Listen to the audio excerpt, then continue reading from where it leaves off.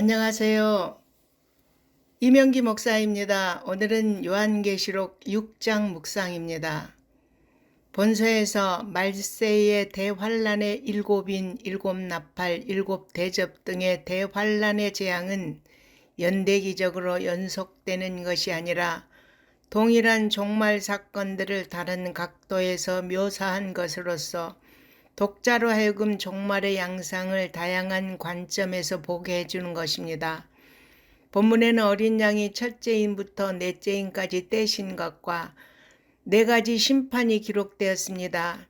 이 네 가지 심판은 일곱 교회를 박해하던 로마 제국과 하나님을 거역한 범죄한 유대인들에게 임한 심판입니다.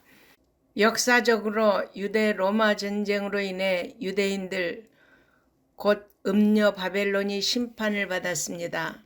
유대인들은 로마의 침략으로 팔레스타인이 전쟁터가 되고 예루살렘 성전이 파괴되는 것으로 심판을 받았습니다. 극심한 기근과 경제적인 어려움 속에서 예루살렘에 굶주린 백성은 양식의 무게를 달아서 먹어야 했습니다.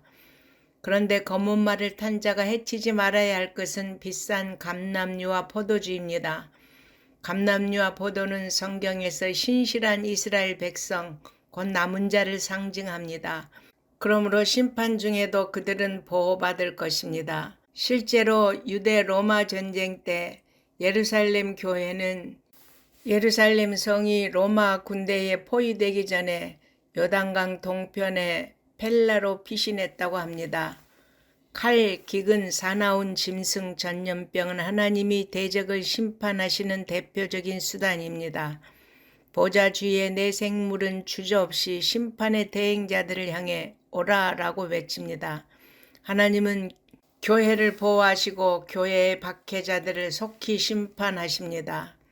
어린 양 예수님이 5번째 인을 떼실 때 순교자들이 등장합니다. 이 순교자들은 제단 아래서 하나님께 원수를 갚아달라고 기도합니다.